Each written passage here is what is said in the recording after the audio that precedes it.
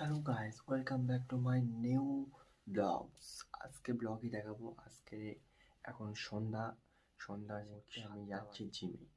আজকে জিমে গিয়ে কি করব, আর কি ওয়ার্কআউট করব, আর যে যারা দাদা আছে আর জিম করছে, দাদা কি জিম করছে সেটাও আপনাদেরকে দেখাবো। তাহলে চলুন যাওয়া যাক।